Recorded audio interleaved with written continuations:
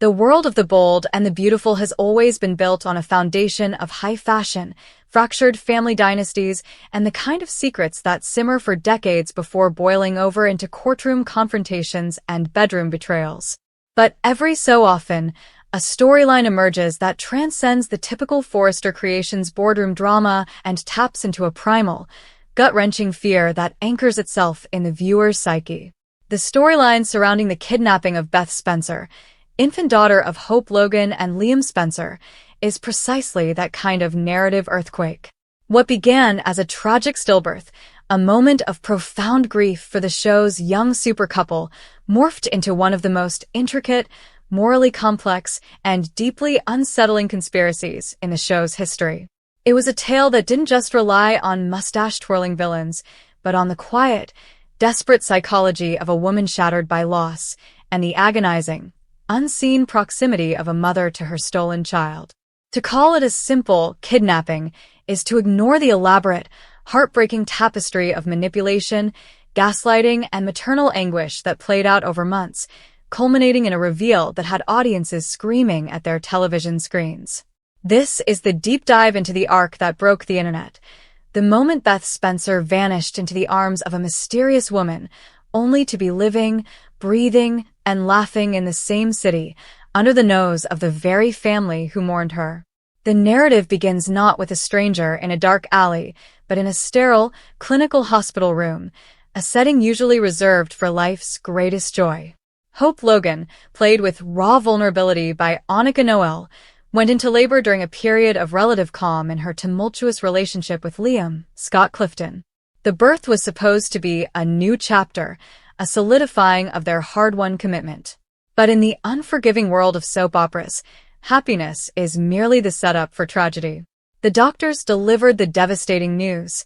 The baby, whom they had already named Beth, had not survived. The scene was a masterclass in grief. Hope's wails echoed through the hospital corridors, a sound of pure, unadulterated heartbreak that silenced even the ever-scheming Steffi Forrester, Jacqueline McInnes Wood, who had arrived at the hospital for her own reasons, entangled in the web of Liam's complicated romantic history. The audience watched Hope cradle a lifeless doll, a cruel visual stand-in for the child she would never hold. It was a moment of such finality that it seemed to close the door on any future for Lope that involved a nuclear family. The grief was palpable, authentic, and seemingly irreversible. The narrative had delivered a tragedy of Shakespearean proportions, stripping Hope and Liam of their future and leaving a void that seemed impossible to fill. But the audience, trained by decades of soap opera twists, felt a tremor of dissonance. The editing was just a hair too suggestive. The off-screen pronouncements of the doctor felt just a little too convenient. And there, lurking in the periphery of these hospital scenes, was a character who had previously existed only on the fringes of the canvas, Dr. Reese Buckingham, Wayne Brady.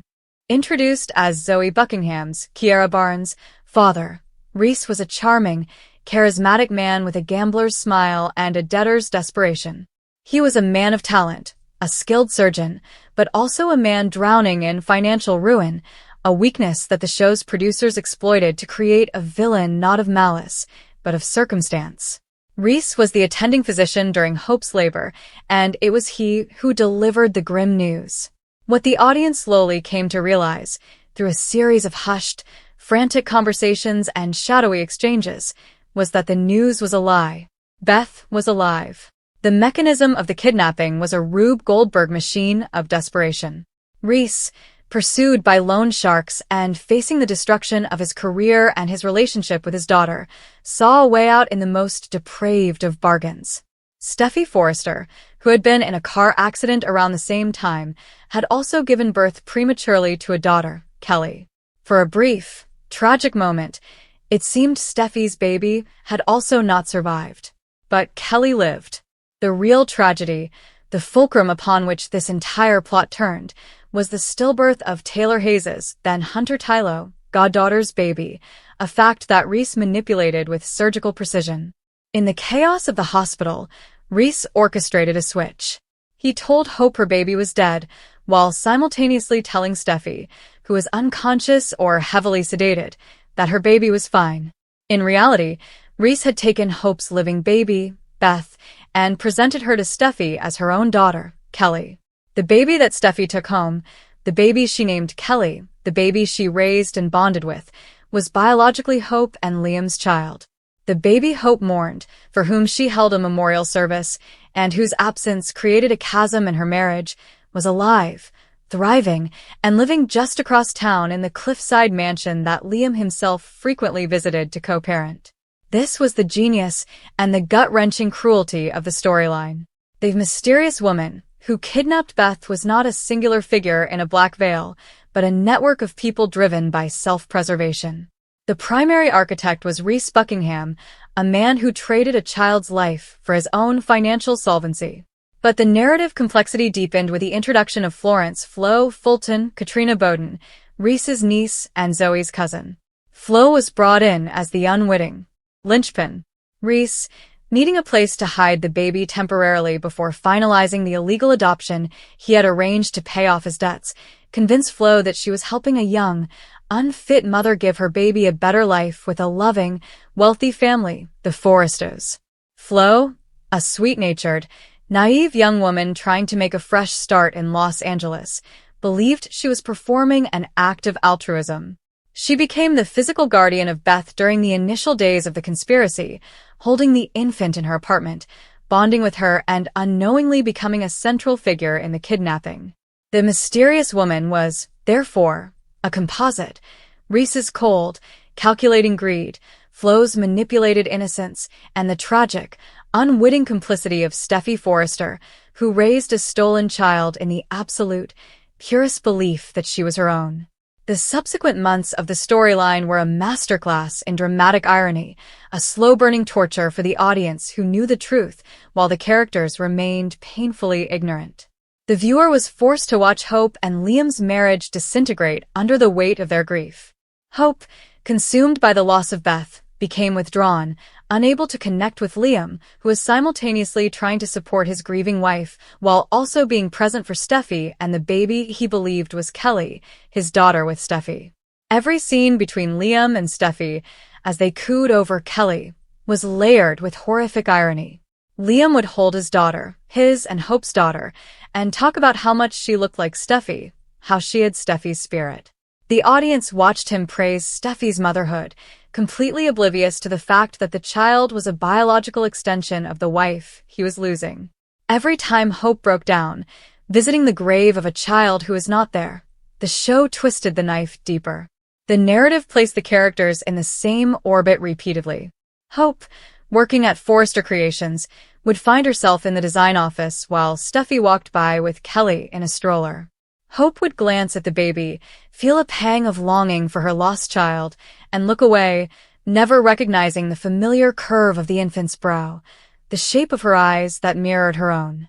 The show utilized the uncanny nature of infant casting to its advantage, presenting a baby who could plausibly be the child of either couple, leaving the audience in a state of constant, agonized suspense. The conspiracy to keep Beth hidden grew like a cancer, infecting everyone it touched. Flo, initially believing she was part of a legitimate adoption, soon discovered the horrifying truth.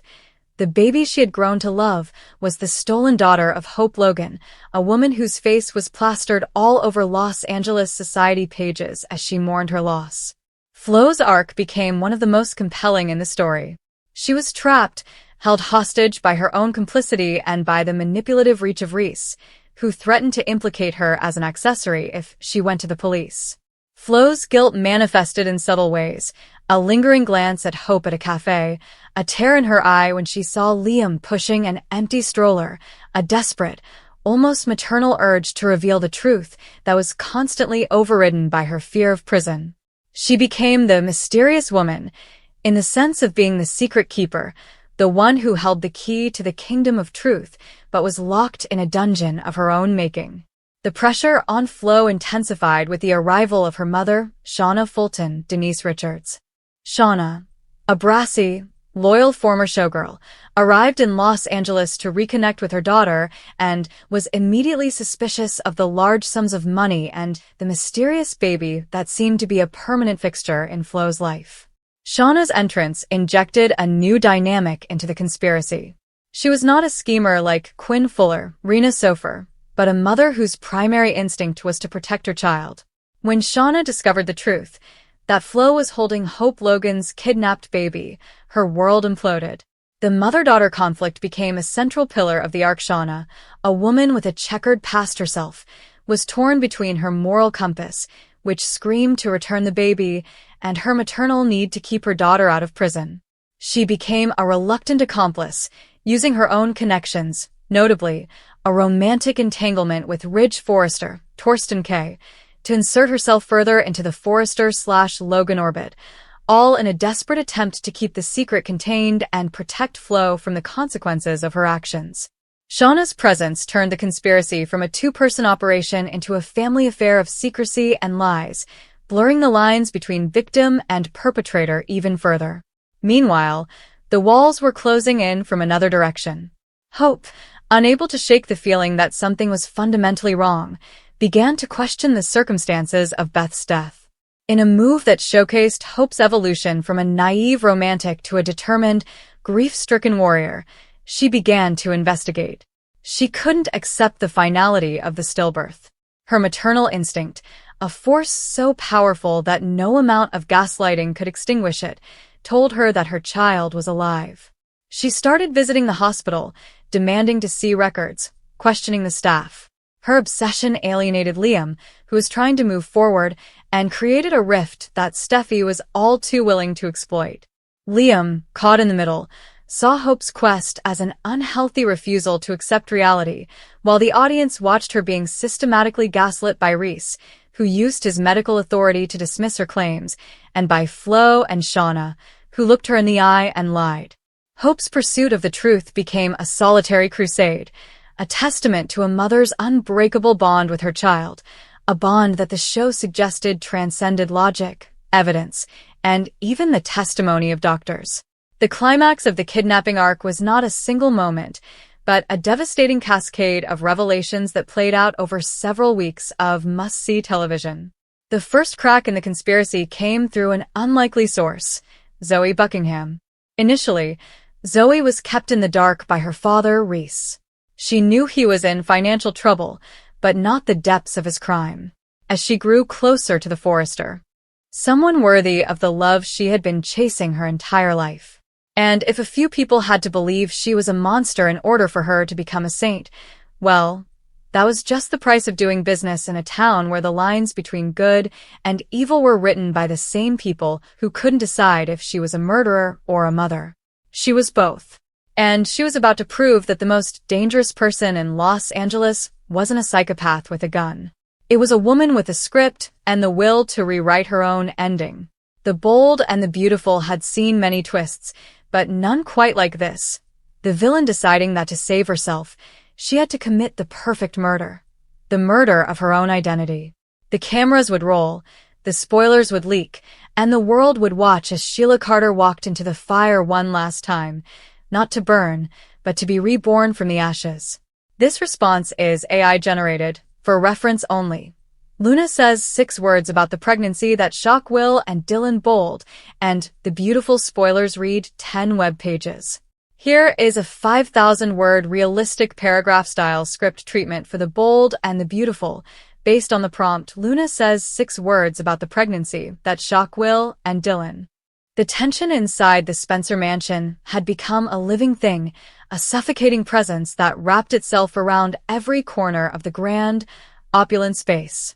It had been weeks since the world learned that Luna Nozawa, the presumed dead schemer, the woman who had drugged and sexually assaulted Will Spencer, the granddaughter of Sheila Carter, who had terrorized half of Los Angeles, was not only alive but pregnant with Will's child. The revelation had cracked the foundation of the Spencer family, sending shockwaves through every relationship tied to it. Bill Spencer, the patriarch who had once shown Luna mercy, now regarded her with the cold, calculating fury of a man who had been played for a fool. Katie Logan, Will's fiercely protective mother, had oscillated between rage and reluctant acceptance, her initial demand that Luna terminate the pregnancy slowly giving way to the complicated reality that this child, however conceived, would be her grandchild. And Will? Well, Spencer had been living in a fog of betrayal, his trust shattered, his relationship with Electra hanging by a thread, his entire future suddenly tethered to a woman he despised. But it was the quiet moments, the stolen conversations away from the prying eyes of Bill and Katie, where the real battle was being waged. Dylan, the enigmatic woman who had grown close to Will in the aftermath of Luna's supposed death, had become his confidant, his anchor in the storm. She was the one who had helped him process the violation, who had listened without judgment as he struggled to make sense of how Luna had pretended to be Electra, how she had taken advantage of him while he was intoxicated and vulnerable. Their bond had deepened in ways neither of them had anticipated, and now, with Luna's return, that bond was being tested in ways neither of them had imagined. The day had started like any other, or what passed for normal in the Spencer household these days. Will had asked Dylan to meet him at the mansion while Bill and Katie were out, needing a moment of clarity before the next round of confrontations with Luna. They sat in the library, the afternoon light filtering through the tall windows, casting long shadows across the Persian rugs. Dylan's hand rested on Will's arm, a gesture of comfort that had become second nature between them. "You don't have to do this alone," Dylan said, her voice soft but steady. "Whatever she throws at you today, whatever demand she makes, you have people in your corner." Will exhaled slowly, running a hand through his hair. "I keep thinking there's got to be a way out of this. A way that doesn't tie me to her for the rest of my life." "There will be," Dylan assured him. "Your father's already talking about a paternity test, making sure it's done somewhere Luna can't tamper with it. Bridget's handling it personally. If that baby isn't yours." "She says it is," Will interrupted, his voice hollow. "She's so sure. That's what scares me." The sound of the front door opening made them both turn. Footsteps echoed through the foyer, deliberate and unhurried. And then Luna appeared in the doorway of the library, her hand resting protectively on her belly, a smile playing at the corners of her lips that didn't quite reach her eyes. Lisa Yamada's portrayal of Luna had always balanced on the knife's edge between vulnerability and menace, and today was no exception. She looked different than she had before her supposed death. Older, harder, the soft edges of the naive intern who had stumbled into the Forrester mansion replaced by something far more calculating. The time in hiding, the whispers of Remy's involvement in faking her death, the desperate gamble she had taken to secure her future, all of it had left its mark. "Will," Luna said, her voice carrying a note of possessiveness that made Dylan's jaw tighten. "I was hoping we could talk. Alone. Whatever you have to say to Will, you can say in front of me," Dylan replied, stepping closer to him, her posture defiant. Luna's eyes flickered to Dylan, and for a moment, something dark passed through them. Jealousy, perhaps, or something more dangerous. "Dylan, "Of course." I've heard so much about you." The woman who stepped in to comfort Will when he thought I was dead. "How convenient for you." "That's enough," Will said, his voice sharp. "What do you want, Luna?" Luna's smile didn't waver. She moved further into the room, settling herself onto the edge of a leather chair with the ease of someone who believed she belonged there. "I want what I've always wanted. A family. A future. A child who will be loved and protected by the most powerful family in Los Angeles. Your father seems to think he can control this situation, that he can dictate terms and demand tests and threaten me back into the shadows. But he's forgetting something important." "And what's that?" Will asked, his voice laced with exhaustion. Luna's eyes met his, and for a moment, the mask slipped. What lay beneath wasn't the manic schemer he had come to ex.